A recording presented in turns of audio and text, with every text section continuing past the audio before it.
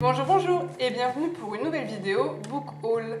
Donc c'est un Book Haul spécial Livre Paris, puisque j'ai acheté beaucoup trop de livres à Livre Paris cette année. Mais genre quand je dis beaucoup trop, c'est beaucoup trop. Si bien que je vais faire la vidéo en deux parties, c'est-à-dire une première partie centrée sur certaines maisons d'édition et le reste. Car honnêtement, je ne pense pas que je vais acheter beaucoup de romans du coup les prochains mois. Donc autant faire un découpage de ceux que j'ai achetés, puisqu'il y en a beaucoup. Donc on va commencer par mes achats chez Scrinéo, Le Chat Noir et Mnemos à Livre Paris. Donc je commence par la maison d'édition Scrinéo et j'y ai acheté Le Dieu Oiseau, écrit par Aurélie Wellenstein. Ce livre-ci est un livre obligatoire pour le PLIB puisqu'il s'agit d'un des finalistes. Honnêtement, ça fait un bout de temps que je le voulais. Donc dans cette histoire-ci, on est sur la fantaisie un peu gore, un peu sanglante. On a une île et 10 clans qui se battent tous les 10 ans, toutes les décennies, pour déterminer en fait le clan qui va dominer après pendant 10 ans. C'est plutôt simple. Les perdants de ces fameux combats en fait sont conviés à une espèce d'orgie où ils sont soit violés, soit massacrés. Enfin voilà, un super banquet, génial. Bien sûr, les tortionnaires sont les gagnants.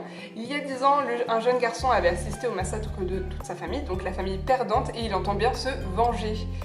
Et ça, c'est le postulat de départ de ce livre. Il me tente vraiment beaucoup.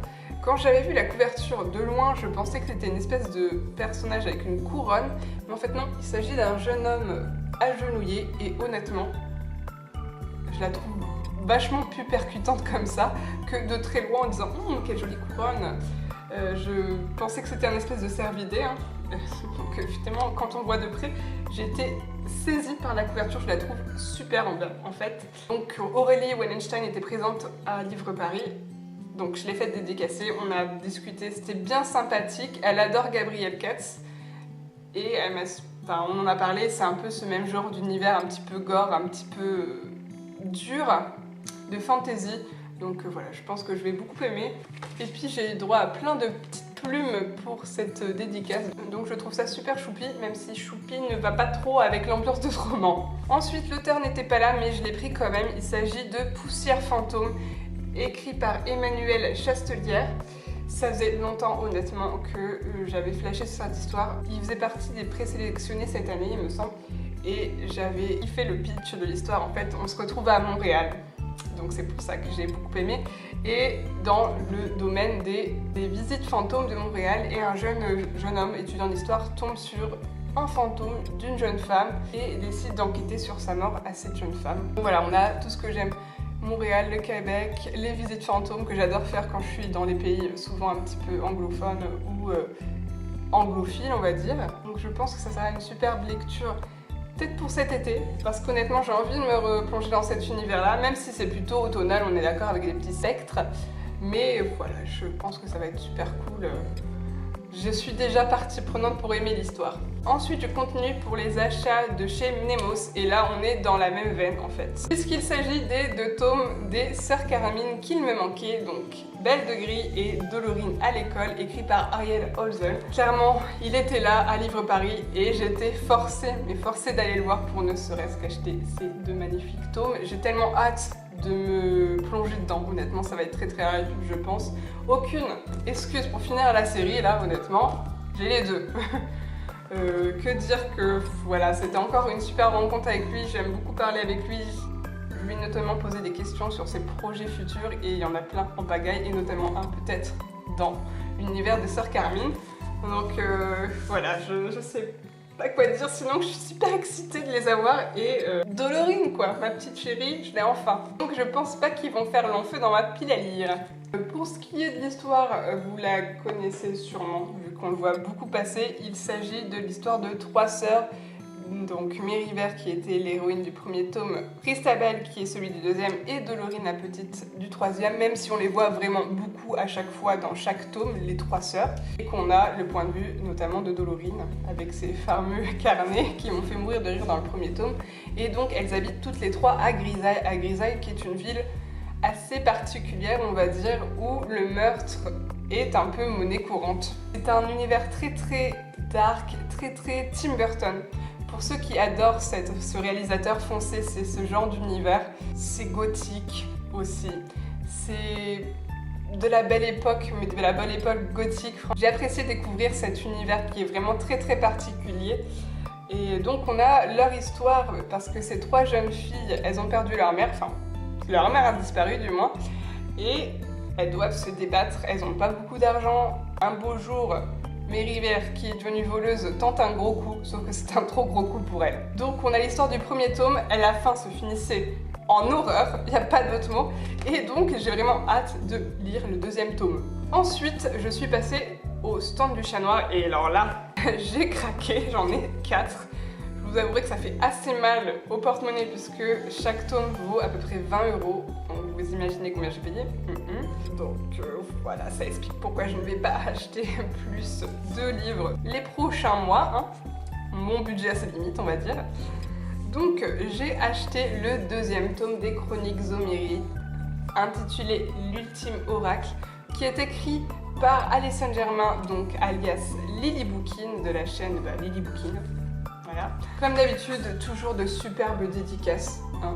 Je trouve trop belle, je trouve qu'elle y passe du temps, mais ça sent super joli. Dans le premier tome, qui était un des finalistes du PLIB 2018, j'avais eu un gros coup de cœur, si vous vous souvenez bien. J'avais adoré cette histoire, donc celle de Louise, qui est une jeune fille qui se retrouve avec un pouvoir qui lui tombe dessus par hasard. Donc elle a rien demandé, hein. Elle est juste une jeune anglaise toute banale et elle se retrouve investie du pouvoir de Midas, sauf que bien sûr c'est un pouvoir hyper dangereux qu'elle se retrouve un petit peu traquée par des personnes qui sont très intéressées par ce pouvoir qui du coup permet de tout transformer en or.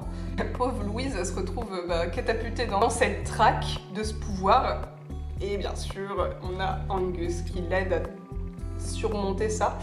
Et donc on a la 2e partie de l'histoire. Ce sera une trilogie, donc là je pense qu'on va avoir pas mal d'actions, ça va beaucoup se mettre en place. J'en attends pas mal honnêtement vu que c'était un coup de cœur du premier. Mais je pense que Alison ne va pas me décevoir, donc j'y pars assez confiance honnêtement. Ensuite j'ai acheté Pandemonium d'Aurélie Mendoza. J'espère que ça se prononce comme ça, mais je ne suis pas sûre. Qui s'intitule également Requiem pour un croque-mort et qui est publié chez, chez le Chat Noir, parce que je vous en parle, j'ai acheté que du Chat Noir depuis. Donc dans cette histoire-ci, on retrouve Elena qui est une jeune croque-mort, ce qui est assez peu banal, et qui à la suite d'une mésaventure se trouve être la personne qui doit amener les âmes aux enfers. Je vous avouerai que ce livre-ci est un très fort conseil de mon chéri qui l'a vu il y a quelques mois et qui m'a dit faut que tu l'achètes celui-là. Bien sûr, je suis la lectrice test et si j'aime beaucoup, je lui transmets. C'est un peu ça le truc. L'autrice était à Livre Paris, on en a parlé, c'est un one-shot. J'ai beaucoup aimé sa présence. C'était cool, honnêtement. C'était un livre présélectionné pour le PLIB, donc ça fait partie de ceux que je veux lire cette année. Et il va être lu assez rapidement. Ensuite, les deux qui arrivent, les deux derniers de ce book haul, il s'agit des finaliste du PLIB que je dois lire chez Le Chat Noir. Donc premièrement, Comment le dire à la nuit de Vincent Tassi. Ce livre-ci, je n'avais pas du tout prévu de l'acheter. Vincent Tassi était là, mais je voulais pas forcément l'acheter pour le faire dédicacer. C'est un livre où j'ai beaucoup d'appréhension. Il s'agit d'un livre qui parle de vampires, d'amour obsessionnel. C'est un livre apparemment avec une écriture super poétique, mais vraiment très belle, mais assez intense. Peut-être trop, des fois peut-être un peu trop sombre. Et j'avoue que j'ai vu beaucoup d'avis et soit ça passe, mais genre ça passe vraiment, soit ça casse. Et j'ai peur d'être dans les avis mitigés, donc c'est pour ça que à la base je ne voulais pas l'acheter. Que Céline, donc de Booktubers App, m'a dit que franchement, valait mieux pas le lire en e-book. C'est-à-dire que le livre, le fait qu'on ait le livre en tant que tel, le fait que l'on lise avec cet objet, faisait beaucoup de choses, alors que le e-book du coup mettait une certaine distance. Donc je me suis dit ok, il y a Vincent Tassi, il y a le livre devant moi, je l'achète, ça c'est sûr, mais j'ai quand même beaucoup d'appréhension sur mon ressenti à cette lecture et j'ai peur de passer à côté. Donc je vais me le garder pour l'été parce que je pense que ce sera plus un mood tranquille qu'il me faut pour lire une histoire assez intense. Ensuite, une couverture que je trouve magnifique depuis le début, que je l'ai bu, ce livre-ci. Il s'agit de La fille qui tressait les nuages de Céline Chevet. Ce livre-ci parle du Japon, donc déjà c'est un bon point pour moi. Apparemment, la plume de Céline Chevay est très travaillée, très belle également. À l'instar de celle de Vincent Tassi, on est sur un truc très poétique et un sujet très grave. Honnêtement, j'ai pas trop voulu en savoir grand chose, si ce n'est qu'on est sur du traumatisme adolescent, avec des choses pas très drôles, un deuil je crois, enfin voilà. Je veux pas trop en savoir plus parce que je pense que c'est le genre de livre qui doit être découvert. Et alors là par contre, autant Vincent Tassi, j'ai vu, ça passe et ça casse, et j'ai l'impression qu'on est un petit peu sur le même genre de bouquin. C'est-à-dire que soit on adore, soit on est plutôt mitigé. Dans les deux cas, honnêtement les deux, on se retrouve avec les personnes qui n'aiment pas reconnaissent le travail de l'auteur, reconnaissent ces immenses plumes qui sont. Je pense que je serais plus intriguée et attirée par celui-ci, parce que là on est sur du Japon. J'ai parlé pas mal avec Céline Chevay et c'est une personne qui est très intéressante. Détail futile, mais la dédicace est super belle. Cette histoire de fleurs de prunier au lieu de fleurs de cerisier. On en a parlé et je trouve la signification très belle, ce qu'elle m'en a expliqué. J'ai qu'une envie, c'est de me plonger dans le Japon et j'avoue que je pense que je vais commencer celui-ci avant Vincent Tassi. Donc voici pour la première partie de mes achats à Livre Paris. C'était beaucoup et j'ai craqué. Et je pense que j'ai pas mal aidé les éditions du Chat Noir à vendre des bouquins parce que là honnêtement, quatre chez eux, je suis une bonne cliente. Donc si jamais vous avez lu un de ces livres, n'hésitez pas en commentaire à m'en dire ce que vous en avez pensé. Si vous avez des suggestions de lecture qui s'y rapprochent, n'hésitez pas également. Et moi je vous dis à bientôt dans une prochaine vidéo et bisous bisous.